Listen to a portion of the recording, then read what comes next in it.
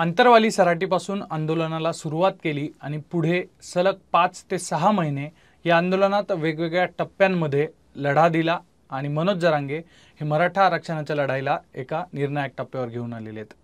आणि आता त्यांनी केलेल्या एका विधानामुळे पुन्हा एकदा मनोज जरांगे हे पुढच्या काळात सुद्धा आरक्षणाच्या चळवळीमध्ये चर्चेत राहणार असल्याचं स्पष्ट झालंय।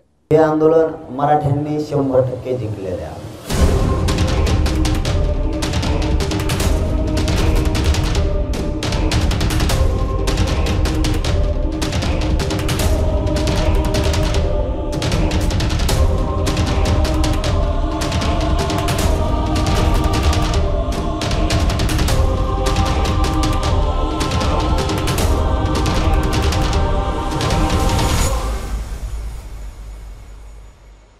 मराठा आरक्षणाचा लढा निर्णायक टप्प्यावर आल्यानंतर मनोज जरांगे हे रायगडावर छत्रपती शिवरायांच्या समाधीच्या दर्शनासाठी गेले होते आणि याच ठिकाणी मनोज जरांगे यांनी एक वक्तव्य केलं ज्यामुळे ही चर्चा सुरू झालेली आहे।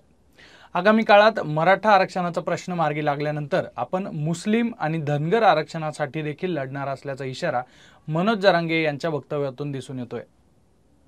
मनोज जरांगे नेमकं काय म्हणालेत पाहूयात।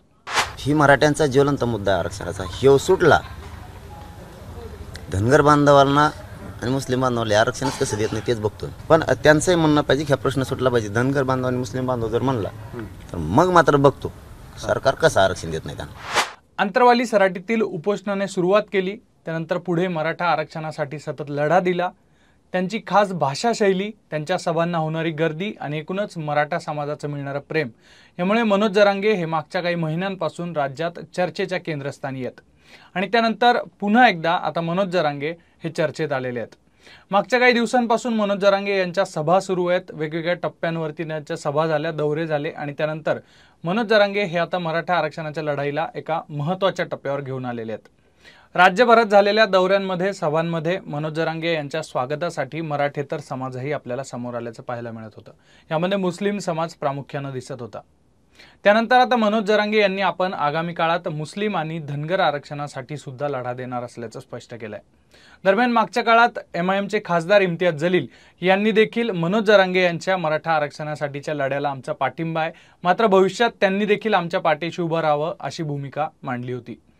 इम्तियाज जलील नेमकं काय म्हणाले होते पाहूयात। एक मराठामध्ये काय ताकद असते ते सगळं महाराष्ट्राला हादरून टाकलेलं आहे। हे आमचा बंधू त्याचा समर्थन त्यांना साथ देण्यासाठी मी इथे आलेलो आहोत। दरम्यान मनोज जरांगे हे यापूर्वी देखील धनगर आरक्षणाच्या समर्थनात उभे असल्याचं पाहायला मिळालं होतं। चौंडीमध्ये झालेल्या दसरा मेळाव्यात मनोज जरांगे यांनी उपस्थिती लावली होती आणि यावेळी धनगर समाज हा आपला भाऊ असून आपण धनगर आरक्षणासाठी देखील उभे राहू आणि लढा देऊ असं मनोज जरांगे यांनी सांगितलं होतं। हात जोडून विनंती करतो भाऊ, आपल्या स्वतःच्या लेकराला जर न्याय द्यायचा असला तर तुम्हाला स्वतः उठाव करावा लागणार आहे, त्याशिवाय न्याय नाही। आम्ही तुमच्या सोबत आहेत, फक्त घराघरातून धनगर बांधव उठा, न्याय मिळाल्याशिवाय राहणार नाही यास तुम्हाला शब्द देतो आणि थांबतो। जय जिजाऊ, जय शिवराय, जय मल्हार। एकूणच ही सगळी पार्श्वभूमी पाहता मनोज जरांगे हे आता मराठा आरक्षणाच्या लढ्यानंतर मुस्लिम आणि धनगर आरक्षणासाठी सुद्धा मैदानात उतरणार का हे पाहणं महत्त्वाचं असणार आहे। त्याचबरोबर मुस्लिम आणि धनगर समाज यावरती काय प्रतिक्रिया देतो, मनोज जरांगे यांच्या मागे हा समाज उभा राहतो का हे पाहणं महत्त्वाचं असणार आहे। ABP माझा, उघडा डोळे बघा नीट।